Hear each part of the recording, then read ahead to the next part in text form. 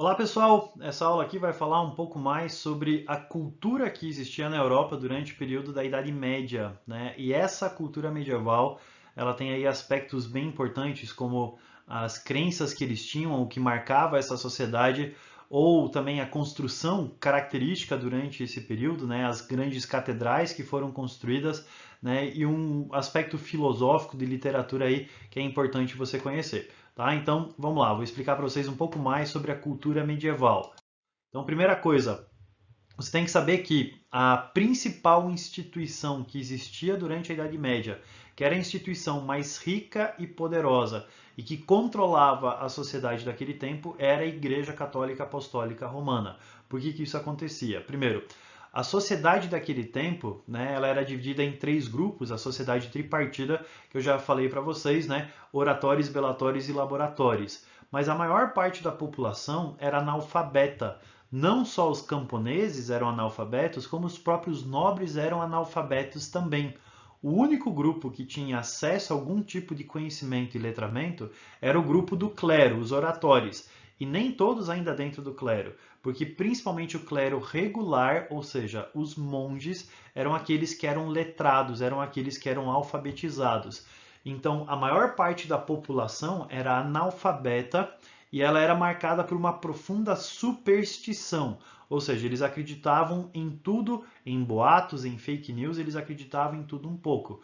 O conhecimento ele era raro e inacessível, e ele era controlado pela igreja, ou seja, somente um pequeno grupo do clero, né, principalmente os monges, eram quem tinha acesso ao conhecimento, que controlavam as bibliotecas, que produziam e copiavam livros, e eram eles que tinham acesso ao conhecimento. E esse conhecimento ficava na mão deles e eles não compartilhavam isso com o resto das pessoas. Tem um filme muito interessante sobre isso chamado O Nome da Rosa, né, que mostra bastante esse controle do conhecimento pelo clero, deixando o resto da população na ignorância. Uma outra característica que nós temos é que o poder secular, ou seja, o poder político, ele se baseava principalmente no controle de terras. E a própria Igreja Católica era dona de até um terço das terras na Europa. E ela cobrava o dízimo das outras terras. Então, a igreja controlava o conhecimento, ela era dona de uma série de terras e das terras das quais ela não era dona, ela cobrava o dízimo das pessoas que habitavam aquele território. Tudo isso para mostrar que a Igreja Católica, durante o período da Idade Média, era a instituição política mais importante, né, dominante aí durante o período da Idade Média. Outras características da cultura durante esse período da Idade Média. Primeira característica, a cultura era muito teocêntrica, ou seja, ela era baseada em Deus. Deus era o centro da cultura, ou a crença religiosa, ela era o centro da cultura. Tudo girava em torno de Deus e da crença, na forma como eles acreditavam em Deus naquele tempo, e a cultura era construída em cima disso. Uma outra característica é que essa sociedade ela era dogmática. Dogmática, dogma, significa que é uma verdade incontestável. É assim porque é assim. Então as pessoas tinham que acreditar naquilo porque era assim que era, simplesmente assim, não podia questionar. Era desse jeito porque era desse jeito. Essa sociedade também era profundamente supersticiosa, né? Eles tinham uma série de superstições, crenças em lobisomens, crença em bruxas, né? Crença em demônios diferentes, demônios territoriais, íncubos, súcubos. Então existia uma série de crenças diferentes baseadas nessa superstição, nesse desconhecimento de como é que as coisas eram. E existia também uma sociedade que era profundamente marcada pelo medo.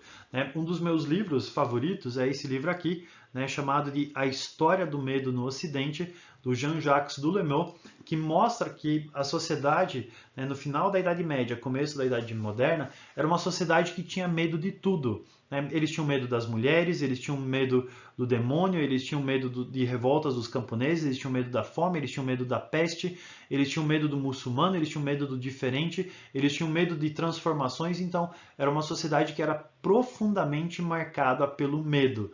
Tá? Então a cultura medieval ela tinha essas características. Uma outra característica da cultura medieval é que da sociedade, o grupo que era o mais importante nesse aspecto do conhecimento era o clero. E existem aí umas divisões do clero que você precisa lembrar. Você tem o clero secular, né, que é o grupo de pessoas que continua vivendo no meio desse mundo, né, que vive nesse século, que vive junto com as outras pessoas, do qual fazem parte os padres e os párocos, né, os sacerdotes, e você tem o alto clero, papa, arcebispo, cardeal, arcebispo, bispo, eles fazem parte desse alto clero. Mas além do clero secular, o grupo que a gente precisa estudar mais aqui é o clero regular. O clero regular são aquelas pessoas que se afastam do convívio com as outras pessoas desse mundo e se juntam a uma ordem religiosa, né? E eles se transformam em monges. Esses monges eram pessoas que renunciavam aos seus títulos de nobreza e suas propriedades, se eles assim tivessem, faziam um voto de pobreza e dedicavam uma vida de trabalho e oração para Deus de acordo com as regras da ordem religiosa que eles faziam parte. Por isso que eles eram conhecidos como clero regular, porque ele fazia parte de uma ordem de acordo com as regras daquela ordem. E esses monges, a principal atividade desses monges, né, esses monges faziam muitas coisas diferentes, fabricavam pão, fabricavam cerveja, fabricavam vinho, estudavam agricultura, né, foram responsáveis pelo surgimento da rotação de cultura, mas a principal coisa que esses monges faziam eram ser monges copistas. O que é monge copista? É o monge que copia livros. Então eles pegavam um pedaço de pergaminho, não existia papel ainda, eles pegavam um pedaço de couro que eles esticavam bem para deixar bem fino, uma pena de ganso, misturavam numa tinta e escreviam à mão os livros. Essa atividade era a principal atividade dos monges, né, medievais, os monges copistas, e eles faziam isso numa parte específica do monastério chamado de scriptorium, e eles ilustravam esses livros com as chamadas iluminuras. Então aqui você tem um monge copista, né? O monge medieval aí que está copiando um livro, e aqui eu tenho algumas das iluminuras. Essas iluminuras fazem especificamente parte de um livro chamado de O Livro de Kells, que é uma cópia da Bíblia, dos 4 evangelhos, Mateus, Marcos, Lucas e João, e aqui você tem cada uma dessas imagens representando um dos evangelistas, tá? Então isso são iluminuras medievais. Na filosofia, nós temos 2 grandes nomes que influenciam a filosofia e a teologia medieval. O primeiro é Santo Agostinho, tá? Então é esse que aparece aqui do lado, né? E Santo Agostinho, ele foi um dos pais da igreja que viveu aí no século IV depois de Cristo. Ele nasce no norte da África. Ele é profundamente influenciado por um filósofo grego chamado de Platão. O seu principal livro é chamado de A Cidade de Deus e também um livro chamado de Confissões. E a teologia de Santo Agostinho, bastante influenciado pelo dualismo que existia no platonismo, né, entre o corpo e o espírito, vai ser profundamente influenciadora para a teologia medieval. Então, por volta aí do século IV depois de Cristo, final dos anos 300, até por volta mais ou menos de ano 1300, durante esse período de 1000 anos, a teologia cristã é profundamente influenciada por Santo Agostinho. Quando você tem as cruzadas, você tem um novo contato entre Oriente e Ocidente, os cristãos eles têm contato de novo com um filósofo grego chamado de Aristóteles, né? Eles encontram traduções que foram feitas para o árabe desse filósofo chamado Aristóteles, que começa a influenciar os cristãos, né, através desse contato de novo. Isso vai afetar um pensador chamado de Tomás de Aquino, e o Tomás de Aquino ele vai ser responsável aí pelo surgimento de um novo tipo de teologia no século IV depois de Cristo, chamado de escolástica, que é algo que vai conciliar o uso da fé com o uso da razão, né, sistematizando todo o conhecimento. E a grande obra dele é chamada de A Summa Theologica, né, que é um profundo estudo de teologia sistemática. São 15, 16 livros de teologia, na qual ele vai resumir, sintetizar e ampliar todo o conhecimento teológico que existia do seu tempo, utilizando o método aristotélico, tá? Então, Santo Agostinho e Tomás de Aquino são os principais nomes que a gente tem da filosofia e da teologia medieval. Agora, a principal característica da cultura da Idade Média que a gente precisa saber são as grandes construções que existiam naquele tempo, que eram as igrejas, né? À medida que as cidades foram crescendo, essas cidades elas precisavam ter grandes construções que se transformavam no grande orgulho daquela cidade, né? Eles começaram a investir em igrejas cada vez maiores. Essas igrejas, às vezes, eram um relicário, você tinha uma relíquia, né? O osso de um santo, um pedaço da cruz, um pedaço do pão que foi usado na Santa Ceia, um resto do vinho da Santa Ceia, e você precisava que essa relíquia tão importante tivesse uma igreja que fosse o abrigo decente para aquela relíquia. Boa parte dessas igrejas tinha formato cruciforme, né, como aparece lá em cima, né, que boa parte das igrejas até hoje ainda são construídas dessa forma, e as cidades às vezes gastavam milhões e muito tempo para que aquela igreja fosse construída, se transformando na principal atração daquela cidade, no orgulho daquela cidade. E durante a Idade Média, nós temos dois estilos arquitetônicos diferentes, o românico e o gótico. O românico é o estilo arquitetônico que faz igrejas menores. O arco é esse arco redondinho, como aparece aqui em cima de mim, né, que é o arco românico. As janelas eram pequenas e escuras, né, como essa janela aqui. Nós chamamos isso de seteira, né, que é a janela que você consegue enviar uma seta, uma flecha de dentro para fora, dificilmente de fora para dentro. E eram igrejas menores, apertadas e escuras. Só que com o tempo, essas igrejas românicas elas vão se transformando em igrejas góticas. E o gótico desse período não tem nada a ver com o gótico atual.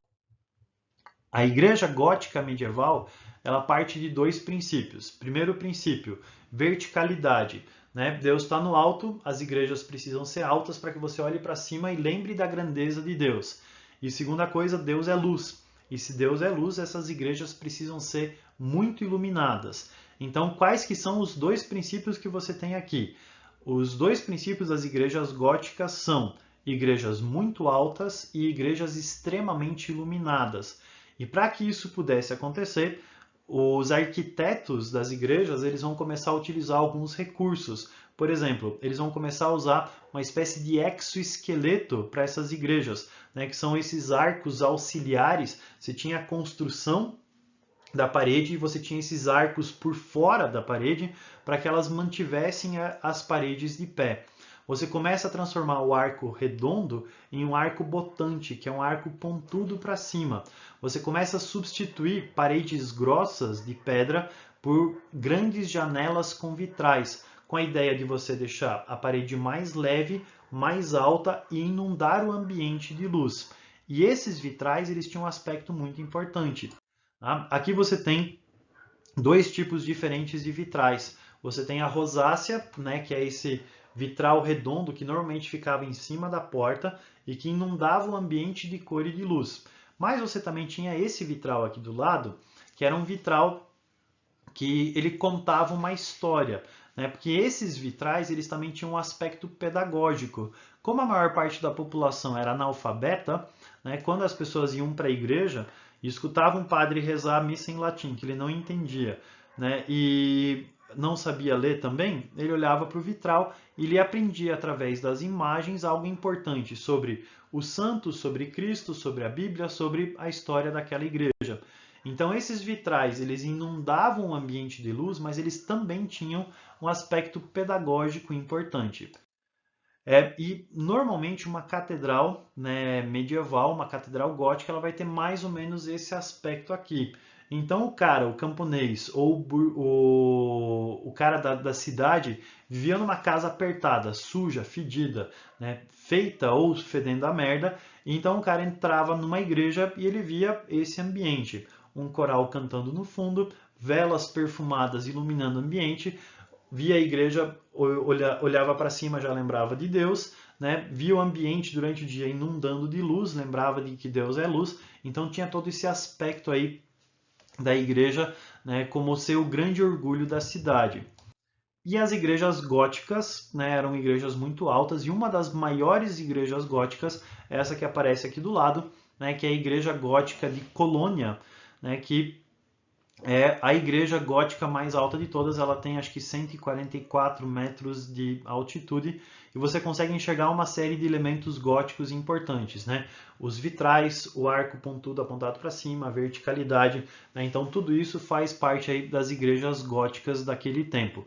Uma outra igreja gótica muito importante é a igreja de Notre-Dame de Paris, né? Que você sabe o que aconteceu com ela, né? Uma das grandes obras góticas do seu tempo que acabou pegando fogo lá em Paris por causa de um acidente na construção. E uma outra característica que você tem aí da Idade Média são as novelas de cavalaria, que fazem parte da literatura medieval. Então essas novelas de cavalaria, elas exaltavam a figura do cavaleiro, né, que tinha os seus ideais de nobreza, os seus ideais de cavalaria, né, de se sacrificar pelo seu líder, de se sacrificar por um bem maior, de lutar, né, pela donzela, pela mulher idealizada, né? Então toda essa questão de você valorizar a guerra, os valores masculinos dessa guerra, de você salvar a donzela indefesa. Então tudo isso é retratado nessas novelas de cavalaria. E as novelas mais conhecidas são a Canção de Rolando, né, que faz parte de uma novela de cavalaria da França, a Canção de El Cid, né, que fala sobre o contato entre cristãos e muçulmanos durante as guerras de reconquista, e a Canção dos Nibelungos, né, que vai ser uma das inspirações para depois criar os Senhor dos Anéis, né, fala sobre os Anéis de Nibelungo aqui. Tá? Então, essas novelas de cavalaria, elas são mais estudadas pelo pessoal de literatura do que o que eu vou explicar aqui para vocês. Tá? Então, aqui vocês tiveram um panorama do que é a cultura durante o período da Idade Média.